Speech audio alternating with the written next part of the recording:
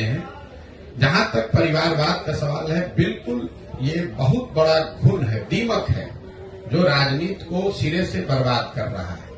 राजनीति ही नहीं, किसी भी क्षेत्र में अगर आप परिवारवाद ही कर देंगे कि सिर्फ नेताओं के बच्चे ही नेता बनेंगे, तो उससे तो आपने लोकतंत्र को ही खत्म कर दिया। लालू जी और मोदी जी की बात छोड़ दीजिए, हम आपको बिहार का एक आंकड़ा देते हैं जो मोदी जी नहीं बोल रहे हैं। बिहार में पिछले 30 वर्ष में जितने लोग सांसद और विधायक बने हैं, किसी भी दल से बने हों, वो सिर्फ और सिर्फ 1250 परिवार के लोग ही यहां विधायक और सांसद बने हैं। दल कोई भी हो, आप लालू जी के परिवार, रामविलास जी के परिवार की बात करते हैं, आप अपने स्तर पर देख लीजिए, कोई ऐसा विधानसभा नहीं है, कोई ऐसा लोकसभा नहीं है जहां 2, 4, 5 परिवारों का दबदबा नहीं है। मैं अभी आपको एक उदाहरण देता हूं। मोदी जी को अभी आ रहे हैं चंपारण में, तो उनको इस पर बयान देना चाहिए। परिवारवाद के खिलाफ में है भाई। बिहार में भाजपा का अध्यक्ष कौन है? सम्राट चौधरी जी। सम्राट चौधरी कौन है? इनके बाबूजी हैं शकुनी चौधरी। आप बिहार के होने के नाते इस बात को समझिए, इतने हल्के में मत समझिए कि इनके बाबूजी थे तो हम परिवारवाद की बात कर रहे हैं। परिवारों का कैसे यहाँ के राजनीति पर कब्जा है, मैं वो समझा रहा हूं। जब इस राज्य में कांग्रेस का शासन था, तो शकुनी चौधरी जी उस समय विधायक और मंत्री थे। जनता कांग्रेस से नाराज हुई, लालू जी का शासन लेकर आई, तो शकुनी चौधरी जी लालू जी के भी शासन में विधायक और मंत्री बन गए। जनता लालू जी से नाराज हुई, नीतीश जी का शासन लेकर आई, तो शकुनी चौधरी जी नीतीश जी के भी सरकार में विधायक और सांसद, विधायक और मंत्री बन गए।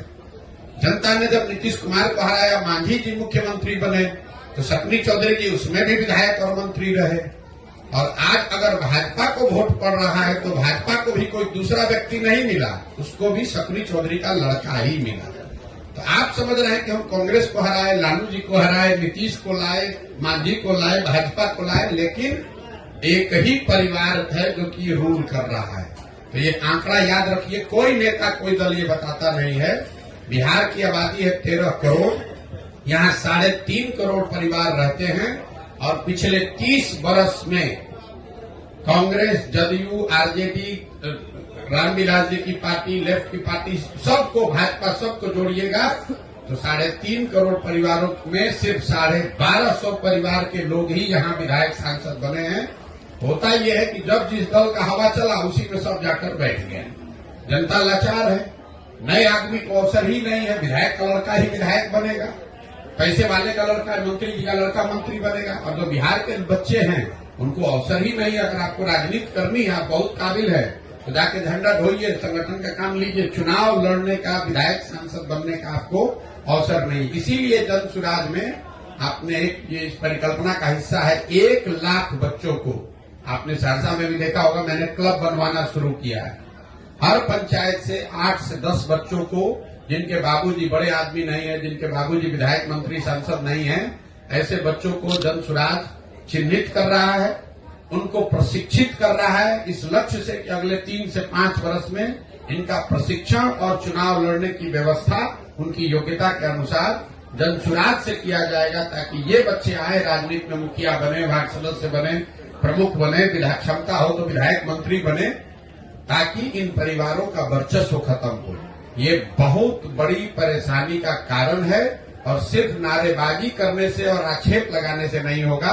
भाजपा के आज जितने 75 विधायक हैं बिहार में, वो भी आप देखिएगा, वो सब किसी न किसी परिवार का ही आदमी है। एक दूसरे पर दोषारोपण, ये पूरी व्यवस्था को ही घुन लग गया है। आप जरा समझिए, अगर गावस्कर का लड़का ही क्रिकेट खेलेगा, तो आप और हम सचिन तेंदुलकर को कहां देखते? अगर सचिन तेंदुलकर का लड़का ही क्रिकेट में रहेगा, तो विराट कोहली और रोहित शर्मा कहां से आएंगे? अगर विराट कोहली का लड़का ही क्रिकेट खेलेगा, तो नए लड़के सूर्य कुमार यादव कहां से आएंगे?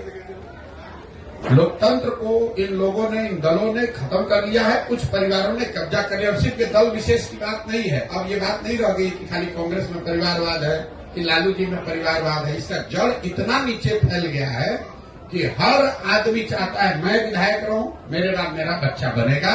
कोई आदमी इससे अछूता नहीं है, कोई दल अछूता नहीं है। जातियों की संख्या को गिनने का वो जनगणना नहीं है, वो सर्वे है। जनगणना कराने का अधिकार राज्य सरकारों को नहीं है, जनगणना केंद्र का मामला है।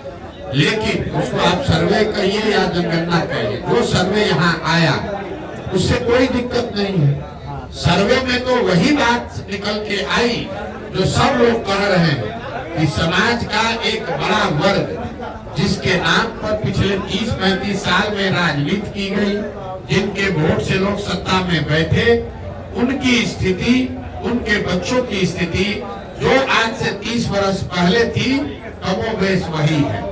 जातीय जनगणना सर्वे का जो राजनीतिक फायदा उठाने की लोग कोशिश कर रहे थे, पिछले 1 साल से हम कह रहे हैं इसका कोई राजनीतिक फायदा नहीं हो सकता है। और उसका परिणाम ये है, आप देख लीजिए कि जातिगत जनगणना और सर्वे को देशव्यापी मुद्दा बनाकर भाजपा से लड़ने का दावा करने वाले नीतीश कुमार खुद ही अपना दल छोड़कर भाग गए भाजपा की शरण में। अगर जातिगत सर्वे का कोई चुनावी असर होता तो नीतीश कुमार छोड़कर भागते नहीं। तो ये सीधा दिखाता है कोई भी सर्वे, कोई भी जनगणना अगर आप करते हैं, समाज के विभिन्न भागों के वर्गों की स्थिति के बारे में अगर सरकार को उसके बारे में बेहतर जानकारी होती है तो उसमें कोई नुकसान नहीं है। लेकिन सिर्फ जानकारी हो जाने मात्र से लोगों की स्थिति नहीं सुधरेगी। ये जनगणना का विषय नहीं है। पूरे देश को मालूम है कि बिहार देश का सबसे गरीब राज्य है। ये जानकारी तो सरकार के पास है, तो उससे का यहाँ गरीबी खत्म हो गई।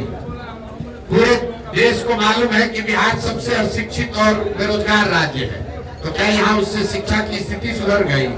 ये तो ऐसे हुआ कि आप पुस्तकालय में, लाइब्रेरी में जाइएगा, आपको सारे किताब रखे हुए, उससे आप ज्ञानी थोड़े ना हो जाइएगा, आपको सही किताब पढ़ना भी पड़ेगा।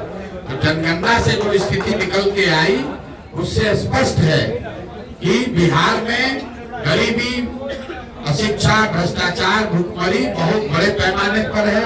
और जिन वर्गों के नाम पर लालू जी, नीतीश जी ने पिछले 30 वर्ष में राज किया, उन वर्गों के लोगों को इसका कोई लाभ नहीं मिला है।